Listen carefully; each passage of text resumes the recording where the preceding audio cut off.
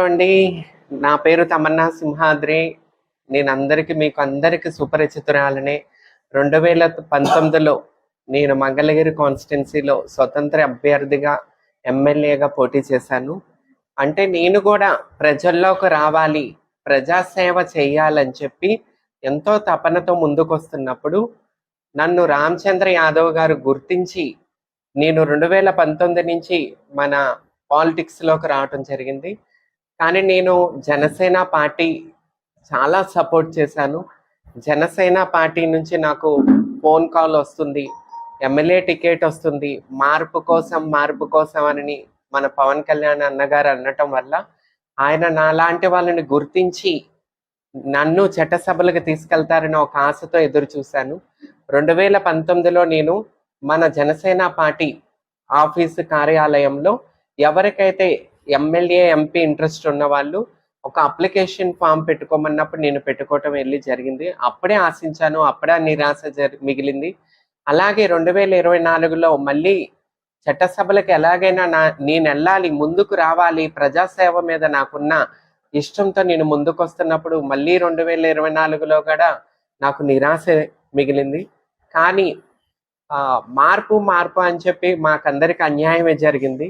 కానీ రామచంద్ర యాదవ్ గారు లాంటి వారు ముందుకు రావటం, ఆయన పార్టీ బీసీవైపీ భారతీయ చైతన్య యువజన పార్టీ నన్ను గుర్తించటం, నా పని గుర్తించటం, నా లాంటి వాళ్ళని చట్టసభలకు తీసుకురావాలని చెప్పి బీసీవైపీ పార్టీ తరఫున రామచంద్ర యాదవ్ గారు నాకు పార్టీ టికెట్ ఇవ్వటం జరిగిందండి. సో పార్టీ టికెట్ పిఠాపురంని ఎందుకు ఎన్నుకోవటం జరిగిందంటే, పిఠాపురంలో ఏదైతే మన పవన్ కళ్యాణ్ గారు కాపు సామాజిక వర్గం ఎక్కువ ఉన్నది అని చెప్పి పిఠాపురానికి ఎలా వచ్చారు, అదే విధంగా నేను కాపు బిడ్డని కాబట్టి, నేను కాపు సామాజిక వర్గానికి సంబంధించిన దాన్ని కాబట్టి వంగవీటి మోహన్ రంగా గారి పేరు కృష్ణా జిల్లాకి జగన్మోహన్ రెడ్డి గారు నందమూరి జిల్లాగా అన్నప్పుడు కృష్ణా జిల్లా పేరు మారిస్తే వంగవీటి జిల్లాగా వంగవీటి మోహన్ రంగా గారి జిల్లాగా పేరు పెట్టాలని చెప్పి వంగవీటి మోహన్ రంగా గారి విగ్రహం దగ్గర నేను ఉద్యమం చేసిన దాన్ని, రంగా గారి ఉద్యమకరాలని. సో అన్ని రకాలుగా నేను ఎలిజిబుల్ కాబట్టి నేను పిఠాపురానికి రావటం జరిగింది. మా మేనిఫెస్టో ఉంది, మా బీసీవైపీ రామచంద్రరావు గారి పార్టీ మేనిఫెస్టో ఉంది. ఆ మేనిఫెస్టోని మేము పబ్లిక్ లో తీసుకెళ్ళి కొత్త ప్రజాస్వామ్యంలో మార్పు కోసం రామచంద్ర యాదవ్ గారు రావాలనుకుంటున్నారు. సో ఆయన ఆశయాలను మేము ప్రజల్లోకి తీసుకెళ్ళటానికి కృషి చేస్తాం.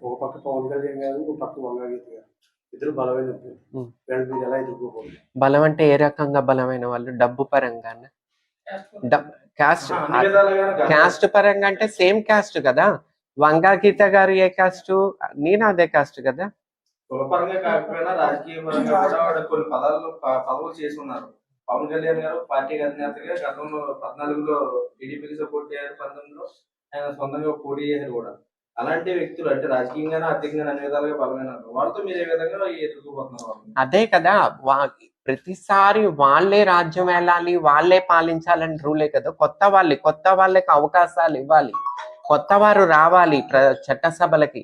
అది నా లాంటి ట్రాన్స్ మహిళ కూడా చట్టసభలకి రావాలి. మార్పు కోసం మేము వస్తున్నాం, మేము ప్రజల్లో ఉన్నాం, మేము ఈ ప్రజాస్వామ్యంలో ఉన్నాం అని చెప్పి ప్రజలకు తెలియచేయడానికి ఎటువంటి స్వార్థం లేకుండా మేము ప్రజల కోసం పనిచేయగలమని ఒక సంకల్పంతో నేను ముందుకు రావటం జరుగుతుందండి.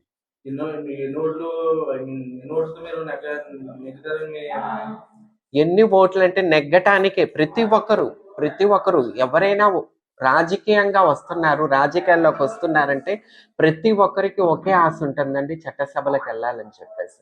గెలవాలనే ఎవరైనా ముందుకు వస్తారు. కృషి చేయటం మానవతత్వం, ఆ కృషితోనే నేను ముందుకు వస్తున్నానండి. అంతే, గెలవాలనే వస్తాం.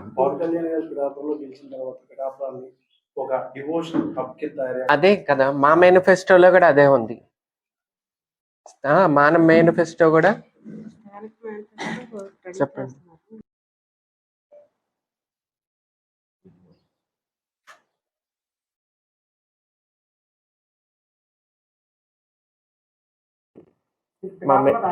ఇద్దరు అండి.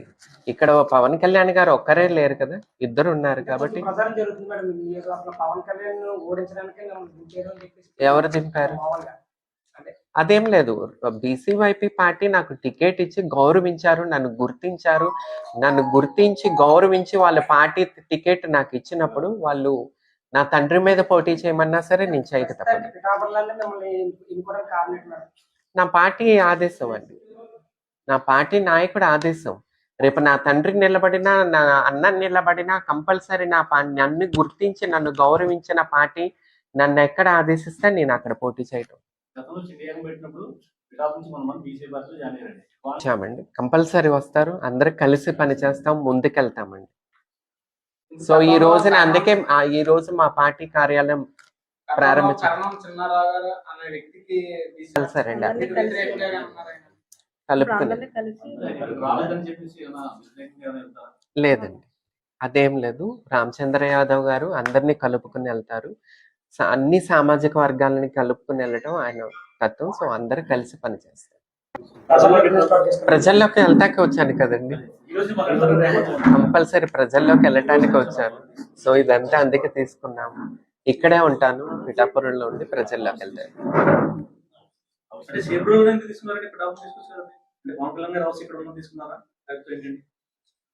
అదేం లేదండి, అదేం లేదు, మాకు అనుకూలంగా ఉంటదని తీసుకున్నాం.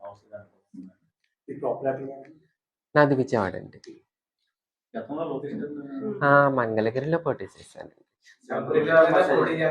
ఏంటండి అలా ఏముంది? నేను కాదా, నేను తెలియదా మీకు? మార్పు మార్పు మార్పు అని చెప్పి స్వార్థపూర రాజకీయాలు చేసే వాళ్ళని చెక్ పెట్టాలంటే నా లాంటి వాళ్ళు ముందుకు రావాలి. ఏంటిది ఏంటిది? అంటే ఒక కులాన్ని కొట్టుకుని ముందుకు వెళ్తారా?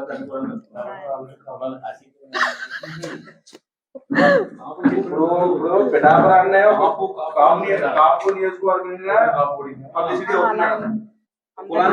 మీ పోటీలు అన్ని కులాలని కలుపుకొని వెళ్తారా, లేదంటే మీరు కూడా కాపు? అన్ని కులాలు, అన్ని కుల మతాల వాళ్ళు నన్ను సపోర్ట్ చేస్తేనే నేను ముందుకెళ్ళను. ఒక్క కాపు కమ్యూనిటీయే సపోర్ట్ చేస్తే నేను ఎక్కడి దాకా వెళ్ళగలను చెప్పండి?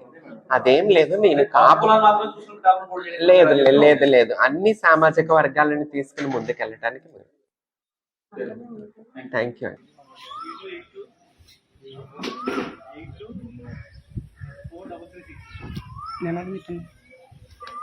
జై ఆర్సీవై, జై బీసీవై, రామచంద్ర యాదవ్ గారి నాయకత్వం, రామచంద్ర యాదవ్ గారి నాయకత్వం, తమన్నా సింహాద్రి గారి నాయకత్వం, తమన్నా సింహాద్రి గారి నాయకత్వం. జై బీసీవై.